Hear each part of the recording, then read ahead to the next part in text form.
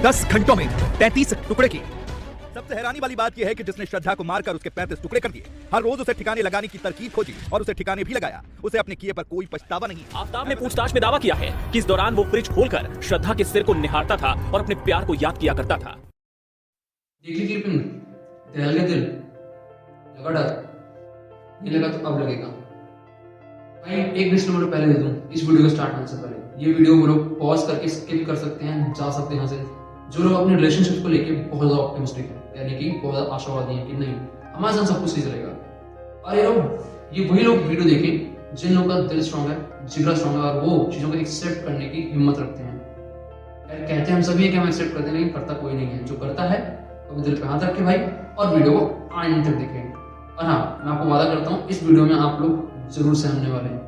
लेकिन जाने से पहले हर बार की तरह माई फिलोसफी आपको अपना कुछ अलग ही ओपिनियन देखी जाएगी और आपको मालूम पड़ेगा ये सब चीजें हो क्यों रही हैं। तो चलते हैं, शुरू करते हैं बिना किसी देर के वीडियो को। तो जैसे कि आपने थंबनेल पे देखा, थंबनेल को डालते हैं। अभी जो टॉपिक पूरी दुनिया में इस वक्त खासकर हिंदुस्तान में ट्रेंड कर रहा है, वीडियो किसी के ऊपर है, श्रद्धा आफ्ताब मर्डर केस। और इस कहानी को लेने से पहले मेरे दिमाग में काफी क्वेश्चंस थे, शायद आपके दिमाग में भी होंगे, कि एक्चुअल में ऐसा हो क्यों रहा है। दो लव बर्ड जो अपने घर से भाग कर आते हैं अपनी लाइफ जीने के लिए अपनी शर्तों पे, एक्चुअल में उनमें होता क्या है कि लवर ही अपने दूसरे लवर का कत्ल कर देता है। सिर्फ कोई एक स्टोरी, एक वेब सीरीज देखने से, एक क्रिमिनल वेब सीरीज देखने से क्या किसी इंसान को तरीके आ सकते हैं, इतना जिगर आ सकता है कि वो अपने ही लवर का गला काट दे, उसकी पूरी बॉडी को 35 टुकड़ों में बांट दे? नहीं, बिल्कुल भी नहीं। तो इस कहानी के पीछे का राज क्या है, इसका पीछे का कारण क्या है, उसके एंड तक पहुंचेंगे और मैं अपना ओपिनियन आपको जरूर दूंगा, मतलब अपनी फिलोसफी आपको जरूर बताऊंगा। पसंद आए तो कमेंट में छोड़ देना, ठीक है? तो स्टार्ट करते हैं। 17 अक्टूबर 2010 तारीख याद रखना, इस तारीख से बहुत से राज जुड़े हुए हैं, ना केवल 17 अक्टूबर 2010 वाली कहानी के, बल्कि श्रद्धा मर्डर केस के भी। हो सकता है कि लोगों ने सुना हो। तो होता क्या 17 अक्टूबर 2010 को, ऐसा क्या है इस कहानी के पीछे, इस राज का तारीख के पीछे? दोस्तों कहानी शुरू होती है 1995 में दिल्ली में। एक लड़का एक लड़की एक दूसरे को एक ही कॉलेज में रहने की वजह से जानने लगते हैं, जो कि अमूमन सब होता ही है। और उन लोगों के बीच में अट्रैक्शन अफेक्शन होता है, जो कि आजकल सबको होता है। आए दिन आपको कोई ना कोई पसंद आ जाता है। एक बात मैं सिर्फ लड़कों के लिए नहीं, लड़कियों के लिए भी कह रहा हूँ, तो एक्सेप्ट करना इस चीज को। उनके बीच में भी अट्रैक्शन अफेक्शन बढ़ने लगता है, जिसको वो लोग क्या अमूमन हम सभी लोग प्यार का नाम दे देते हैं, वो लोग भी समझते हैं। और दूसरी बात जो वो समझते हैं वो ये कि उनकी फैमिली इस प्यार को नहीं मानने वाली, लेकिन फिर भी दुनिया, समाज, फैमिली सबको दरकिनार करके वो अपने प्यार को बढ़ने देते हैं और इस पॉइंट तक पहुंच जाते हैं कि उन्हें अब शादी करनी है तो सिर्फ एक दूसरे से करनी है। घर वालों से लड़ते हैं, झगड़ते हैं, शादी करते हैं और यूएस शिफ्ट हो जाते हैं। इस कहानी में एक चीज और है कि हमारे इंडियन समाज में एक दोहरापन है कि अगर लड़का सक्सेसफुल है तो सब ठीक है, तो लड़का चाहे किसी भी कास्ट का हो, जाति का हो, कर दो, कोई दिक्कत नहीं, लड़की खुश रहेगी। लेकिन अगर लड़का कमाता नहीं है तो कुछ नहीं करना। लेकिन पता नहीं क्यों हमारे लोग हमें ये नहीं सिखाते, कभी बचपन सिखाया जाता कि तुम लड़का और लड़की, वो कहते तो है कि सब एक बराबर, लेकिन मानता कभी कोई नहीं है। अगर यही मानता सब रखते तो शायद हमें हमेशा ये सिखाया जाता कि अपने पैरों पर खड़े हो बेटा और अपने पार्टनर को भी उसके पैरों पर खड़े होने में मदद करो। लेकिन ये चीज कब होती है? शादी कर लो एक सक्सेसफुल आदमी से जो तुम्हें बाद में तुम्हारे करियर को बूस्ते ही देगा। तो खैर आगे बढ़ते हैं। वो कपल, नाम श्रद्धा का था, सॉरी, उसका बाद में आएगा। तो वो कपल दिल्ली से निकल के यूएस शिफ्ट हो जाता है, यूनाइटेड स्टेट्स, जो कि लिबरलिज्म का गढ़ माना जाता है, जो अपने आप को जन्मदाता कहता है खुली सोच का। और इन सारी चीजों के पीछे एक मूल वजह मालूम क्या है? यही खुलापन, so called liberalism, so called liberal thoughts. इसमें भी आएंगे। तो 1995 से 1997 तक उनका रिलेशनशिप चलता है और उसके बाद वो शादी के बंधन में बंध जाते हैं। कई साल यूएस में रहने के बाद वो कपल अपने पहले बच्चों को जन्म देते हैं। मैं कपल को जन्म देने क्यों बोल रहा हूँ? क्योंकि इक्वलिटी है ना भाई, हम दोनों को इक्वल मानते हैं तो हम इसको भी इक्वल मानेंगे। वो कपल जब अपने पहले बच्चे को जन्म देता है, जो कि ट्विंस होते हैं, तो यूएस में आपको पता होगा उसके ओपननेस के चक्कर में ही वहां पे ऐसा कुछ रिवाज है कि वहां पड़ोसी तक को नहीं पता होता कि उसके पड़ोस में कौन क्या कर रहा है। एज लाइक हमारी मेट्रोपॉलिटन सिटीज, दिल्ली, चेन्नई, मुंबई वगैरह वगैरह, ऐसे यूएस में सिस्टम है, हमने खैर उन्हें अडॉप्ट किया है। तो जब वहां पर बच्चे पैदा होते हैं, उनको लालन पालन चल रहा होता है, उनकी बेबी सिटिंग वगैरह चल रही होती है, तो उनको काफी प्रॉब्लम आती है, क्योंकि एक तो वो इंडियन फैमिली, ऊपर से यूएस का कल्चर ऐसा कि जहाँ आपको कोई सपोर्ट करने वाला है ही नहीं, नेबर्स आपको जानते ही नहीं है। इस प्रॉब्लम को फेस करते हुए कपल वापस दिल्ली आता है, वाइफ दिल्ली में रुकती है अपने बच्चों को लेकर और हस्बैंड कलकत्ता जाता है जॉब ढूंढने या जॉब करने। कलकत्ता में जाके भाई साहब को दूसरा प्यार हो जाता है उनकी लाइफ का। मतलब कैसे 10 साल शादी को हो गए, 2 बच्चे हो गए और तुम्हें दूसरा प्यार भी हो गया। इतना ज्यादा ऑप्टिमिस्टिक, इतना ज्यादा अपॉर्चुनिस्ट। खैर चलते हैं, अभी बहुत से क्लास होने बाकी है। अंकल अफेयर चलाते हैं, आंटी को मालूम पड़ता है और आंटी उनके ऊपर कोर्ट केस कर देती है। कोर्ट केस लंबा चलता है और कोर्ट में फिर उनके फाइनल जजमेंट आती है कि आपको एक साथ रहना है और दोनों आपस में म्यूचुअल अंडरस्टैंडिंग के साथ, जो कि टर्म कभी एग्जिस्ट करती नहीं है, mutual understanding, mutual breakup, mutual bond वगैरह वगैरह, उसके तहत एक साथ दोबारा रहना शुरू करते हैं। लेकिन आंटी का डाउट बढ़ता जाता है, जो कि जेन्युइन सी बात है। किसी के संग रहोगे और वो आपको बैक स्टैबिंग करे, आपके पीठ पे पीछे वार करे, धोखा दे, तो उसका नहीं होना लाजमी होता है, इंसान को शक होता ही है। आंटी का शक बढ़ता गया और इतना बढ़ गया कि एक दिन उनकी छोटी मोटी लड़ाइयां जो घर के 4 दीवारी के अंदर होती थी, वो अब समाज के सामने लग गई। ऐसे परेशान होकर अंकल ने उनके ऊपर ऐसा अटैक किया कि आंटी बोल गई, मतलब मर गई। अब आती है डेट 17 अक्टूबर 2010 की, क्योंकि मैंने कहा था इस केस का और इस डेट का बहुत बड़ा रेलेवेंस है। तो ये डेट क्यों इतनी मायने रखती है? 17 अक्टूबर 2010 को ही अनुपमा गुलाटी केस होता है, जो कि देहरादून में घटी थी, जिसने ना केवल देहरादून को बल्कि पूरे हिंदुस्तान को सोचने में मजबूर कर दिया कि एक लव बर्ड का कपल जो कहते हैं, जिसे भी जो भी कहते हैं इसे, वो कैसे एक दूसरे के लिए इतना खराब हो गया कि एक में जान एक दूसरे की। अब आप बोलेंगे आपने जो श्रद्धा मर्डर केस में शुरू की थी, अनुपमा गुलाटी केस कहां से आया? आएंगे, वहां पे भी आएंगे। तो अनुपमा गुलाटी जी को 72 टुकड़ों में बांटा गया, 72 पीसेस। जितनी बार हमारा दिल धड़कता है उतनी बार उन्हें आदमी ने उसको काट दिया, उतनी बार शायद दिल में धड़का होगा सब में। स्टार्टिंग करी पैर से और गले तक नाप दिया।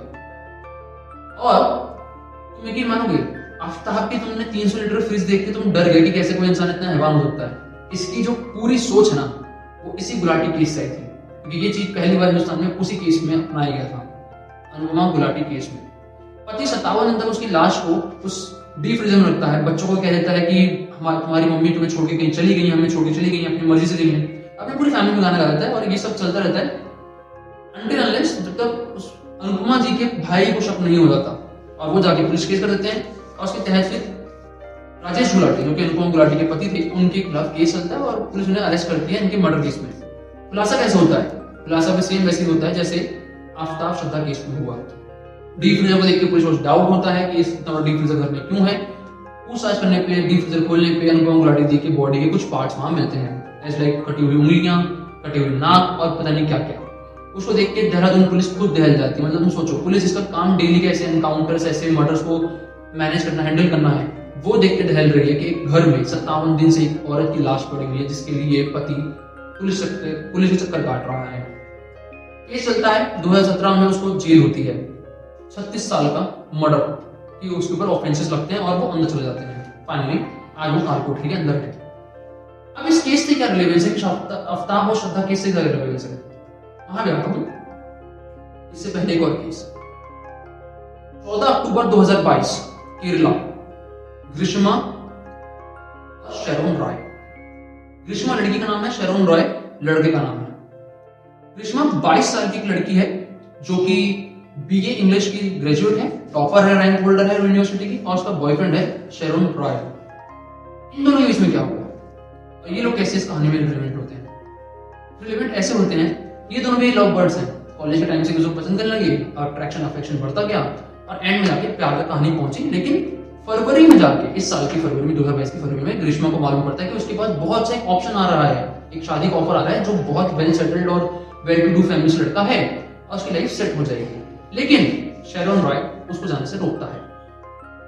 पिछले केस में डाउट था, यहां केयर, कंसर्न और अपना सेल्फनेस नेचर है। ग्रीष्मा को बहुत समझाने की कोशिश करती है शेरोन को कि मान जा, वो मानता नहीं है। और एंड में क्या होता है, ग्रीष्मा अपने ही बॉयफ्रेंड को 14 अक्टूबर को अपने घर बुला के जहर दे देती है। 10 दिन तक इलाज चलने के बाद वो लड़का आखिरकार मेडिकल कॉलेज में अपना दम तोड़ता है। मेडिकल कॉलेज क्यों है? वो मेडिकल हॉस्पिटल का कॉलेज है जहाँ पे उसका दम टूटता है और पुलिस डिक्लेयर करती है कि ग्रीष्मा ने उसको पॉइजनस चीजें खिलाई थी। अब आते हैं 12 नवंबर 2022 पे, वो डेट जिस डेट को पूरे देश ने जब सुना तो वो दहल गए। हर एक आदमी सोचने पर मजबूर हो गया कि हमारे बच्चे सेफ भी हैं, जिन रिलेशनशिप्स को आजकल लोग बहुत ज्यादा ओपननेस के नाम पे प्रमोट कर रहे हैं, या जिन चीजों को लोग एक्सेप्ट कर ले रहे हैं कि चलो ठीक है तो न्यू नॉर्म्स हैं, नया कल्चर है, टिंडर, बम्बल, व्हाट्सएप, इंस्टाग्राम, फेसबुक, इन सब पे मिलने वाले रिलेशनशिप्स, इनकी मियाद कितनी है? कभी किसी ने सोचने की कोशिश की? नहीं की। क्यों नहीं की? क्योंकि हमें इससे बहुत ज्यादा फन मिलता है, बहुत एक्साइटमेंट होती है कि अरे वाह, हमें नया कोई इंसान मिल गया जो हमारे से सोचता है। हम कभी ये सोचने की कोशिश नहीं करते उसके पीछे कि क्या उसकी सोच बहुत जेन्युइन है, असली है भी या नहीं, कि कहीं वो ऐसा ही तरीका किसी और पे तो अपने नहीं अपना रहा। ये एक मुख्य कारण था श्रद्धा और आफ्ताब के केस को बिगाड़ने में। कि श्रद्धा को लगने लगा था कि आफ्ताब जिसके लिए वो अपनी पूरी फैमिली, अपने घर वालों सब कुछ छोड़ के चली आई, अपना शहर छोड़ के चली आई, वो इंसान यहां उसके साथ होकर उसके साथ नहीं है। क्या हुआ श्रद्धा और आफ्ताब केस में? मैं उसमें बिल्कुल नहीं घुसूंगा, क्योंकि मीडिया, इंडियन मीडिया इस वक्त पूरी तरीके से टीआरपी गेन करने को दिखा ही रहा है। दिन भर आपके न्यूज चैनल पे वही चल रहा होगा और सुनी भी रहोगे कितने टुकड़े कहां फेंके, क्या करा, उसमें हम नहीं जाते। हम आते हैं मुख्य कारण पे। क्या है मुख्य कारण का? रीजंस क्या है इन सबके पीछे? दो रीजन है, मेजर रीजन, जिनके सब क्लॉज मैंने बांटे हुए हैं। रीजन पहला, एक्सक्यूजेस। एक्सक्यूजेस में क्या? सबसे पहला बेवफाई। उसने मेरे साथ चीटिंग करी, उसने मेरे पीछे किसी और को डेट किया, वो मेरे सामने किसी और को डेट कर रहा है, वो मेरे सामने किसी और को फ्लर्ट कर रही है या कर रहा है। दूसरा, हमारा रिलीजन, हमारी कास्ट, हमारा समाज नहीं मिलता। तीसरा, सीरियस कमिटमेंट नहीं कर सकता या कर सकती। अरे भैया, जब इतनी प्रॉब्लम्स हैं तुम्हारे साथ तो तुम काहे इसमें घुसते हो भाई?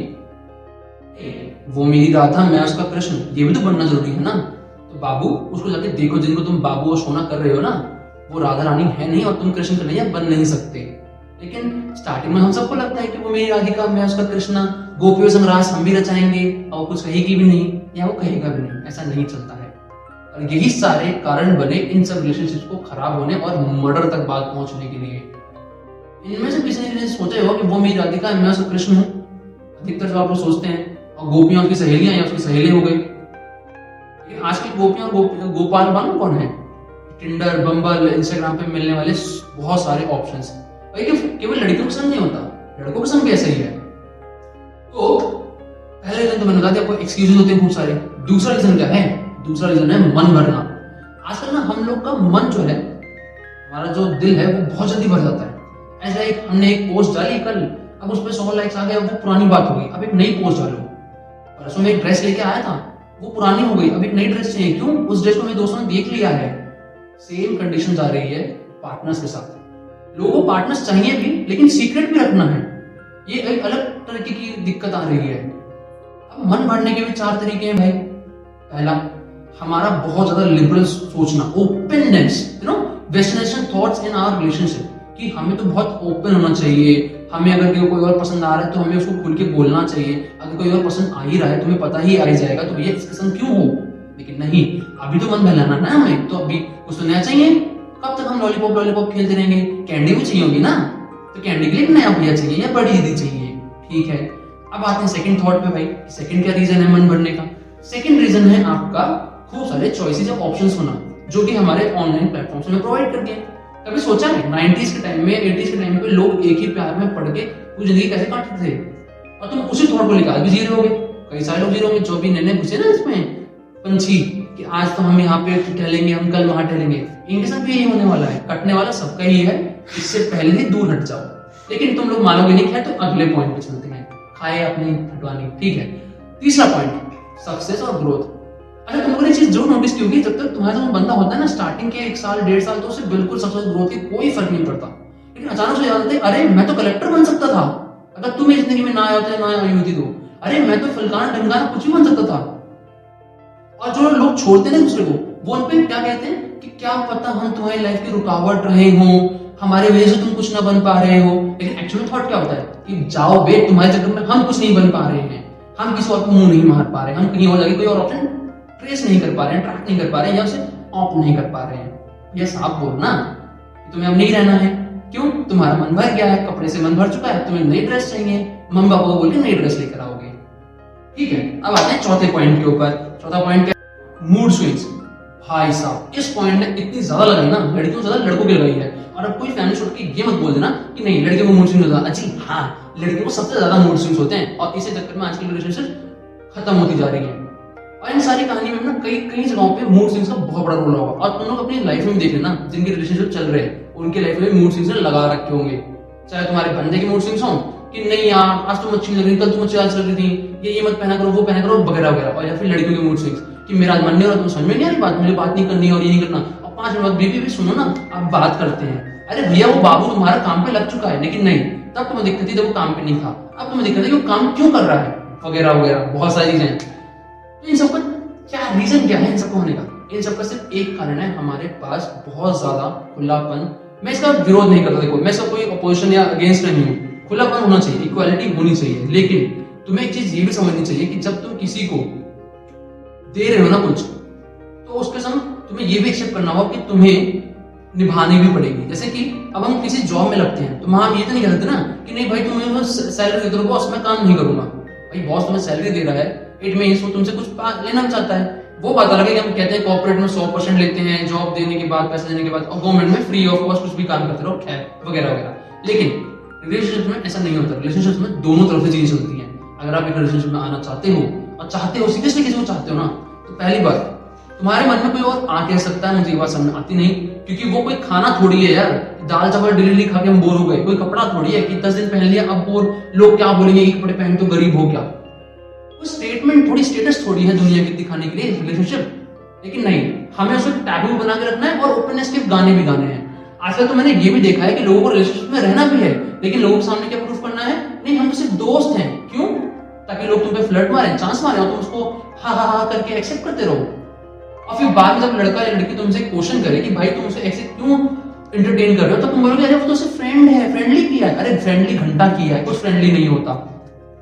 ठीक है, ये वीडियो मैं तुम्हें पहले बता चुका हूँ, ये वीडियो बहुत हार्ड आने वाली है, तो उसमें थोड़ी बहुत लैंग्वेज टेढ़ी हो जाए तो मैं उसके लिए माफी नहीं मांगने वाला।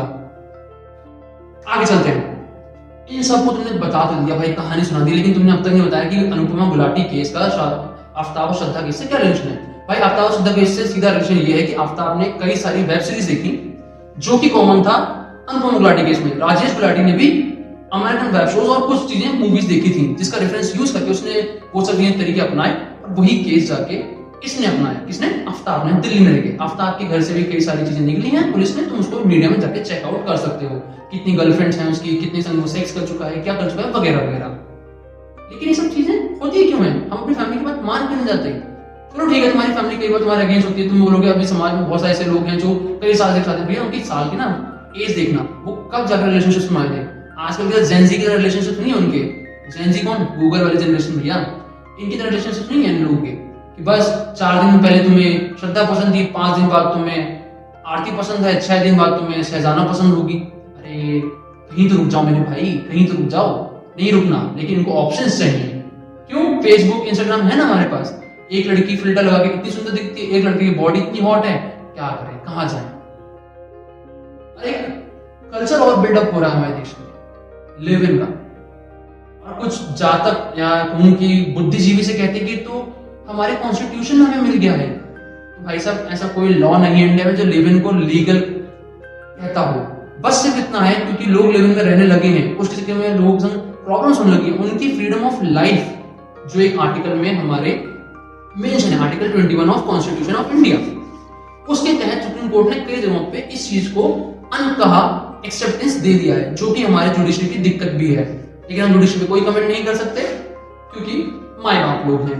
तो अब वापस आते हैं कि लिव इन का रिलेशनशिप, इसका क्या चक्कर है। देखो आफ्ताब और श्रद्धा केस में लिव इन था, लेकिन गुलाटी केस में ये नहीं था। वो तो शादीशुदा लोग थे ना, उनके बीच में क्यों हुआ? चलो ठीक है, ग्रीष्मा और शेरॉन का केस जो था वो अलग था, उसमें दीदी ने जहर दे दिया अपने बंदे को। यार जिगरा दीदी में बहुत था। लेकिन ये लिव इन का सिस्टम क्या है भाई? लिव इन देखो वेस्टर्न थॉट, जैसे मैंने आपको कहा रीजन नंबर 2 मन भरने का जो रीजन है वो वेस्टर्न थॉट्स है। वो क्यों है? वो इसीलिए है क्योंकि हमें अमेरिका यूके से लाइफ स्टाइल इंडिया में चाहिए। हम सब उनकी तरह कपड़े पहनना चाहते हैं, उनकी तरह इंग्लिश बोलना चाहते हैं, उनकी तरह हम बहुत सारा फंकी सा एक कल्चर बिल्डअप करना चाहते हैं। हम चाहते हैं हमारे फ्रेंड्स हमारे साथ हों, हम कहीं भी खड़े होकर एक दूसरे को किस कर सकते हैं, किसी को हक कर सकते हैं, फ्रेंड में कहीं भी खड़े होकर हम अल्कोहल कंज्यूम कर सकते हैं, बहुत सारी चीजें हैं। आपकी लाइफ आपको जीनी है, मुबारक हो, जियो, लेकिन उसके चक्कर में किसी और की लाइफ तो मत खतरे में डालो या उसको खत्म करो। आपको इतनी प्रॉब्लम हुई थी सामने वाले से, आप उसे चुपचाप साइड किनारा कर सकते थे। लेकिन म्यूचुअल ब्रेकअप ऐसी चीज तो कोई एग्जिस्ट नहीं करती। तो थोड़ी दिक्कत तो यही है ना। म्यूचुअल ब्रेकअप ऐसा कुछ होता ही नहीं है, एक छोड़ने वाला और एक छूटने वाला होता है। सो तुमने लाइन सुनी होगी, जाकिर खान की लाइन है, कॉपीराइट नहीं मारूंगा उसमें बिल्कुल मैं अपना, लेकिन पॉइंट सुनने वाला है कि म्यूचुअल ब्रेकअप ऐसे कोई चीज एग्जिस्ट करती नहीं है। तो हम ये कैसे मान लें कि म्यूचुअल ब्रेकअप होगा? अब भैया मैं तो छोड़ना चाहती हूँ, वो मानता ही नहीं है कि मुझे कोई और पसंद आ गया है, या मैं तो छोड़ना चाहता हूँ भाई लेकिन वो सुनती नहीं है कि मुझे कोई और पसंद आ रही है, मुझे तो नहीं रहना है। बाबू मेरे क्यों किया था इतना आगे बढ़ के? तुम्हें जब पता तुम्हारी फैमिली एक्सेप्ट नहीं करेगी, तुम्हारा कास्ट नहीं मिलता, तुम्हारा रिलीजन नहीं मिलता, अगर तुम्हारे इतनी ही थी तो अब तुम्हें कोई और पसंद आ ही क्यों रहा है? तो आना ही नहीं चाहिए। तो माई फिलोसफी वाले भैया आपकी फिलोसफी क्या कहती है इस पे तो आओ, ओपिनियन बताओ। कहानी तुमने बहुत लंबी सुना लिया, 15-20 मिनट चेप लिया हमारे। तो भैया मेरी फिलोसफी सिर्फ इतनी सी कहती है कि अगर तुम में किसी के प्रति इतना प्रेम उमड़ रहा है कि तुम उसे शादी तक ले जाना चाहते हो या चाहती हो, तो उस पर खड़ी रहो, डटी रहो और डटे रहो। सक्सेस और ग्रोथ जरूरी नहीं है कि तुम किसी और का संग ही पा सकते हो, उस इंसान को कभी नहीं पा सकते जो तुम्हारे लिए बहुत ज्यादा फिक्रमंद हो चुका है या फिर वो तुम्हें छोड़ने को राजी नहीं है। हाँ, छोड़ना तब जायज है जब तुम्हारी लड़ाइयां बहुत ज्यादा बढ़ चुकी हैं, रिलेशनशिप अभी शादी तक पहुंचे नहीं है, उस बीच में वो तुम्हें डबल चीट कर रहा है, तुम उसे डबल चीट कर रही हो, या दोनों को दूसरे पर ट्रस्ट ही नहीं। क्योंकि देखो, दिल टूटे समझ में आता है, ट्रस्ट टूटे वो बहुत बेकार बात होती है। तो अपने रिलेशनशिप को एटलीस्ट इतना तो बचा कर रखो कि ट्रस्ट ना टूटे। यही एक पॉइंट है, यही एक तरीका है, एक सोल्यूशन यही है कि तुम्हें अपने रिलेशनशिप को ऐसा बिल्डअप करो कि उसमें ट्रस्ट हमेशा रहे। अगर तुम्हें इनको छोड़ना ही पड़ा ना तो म्यूचुअल अंडरस्टैंडिंग जरूर छोड़ो, ठीक है।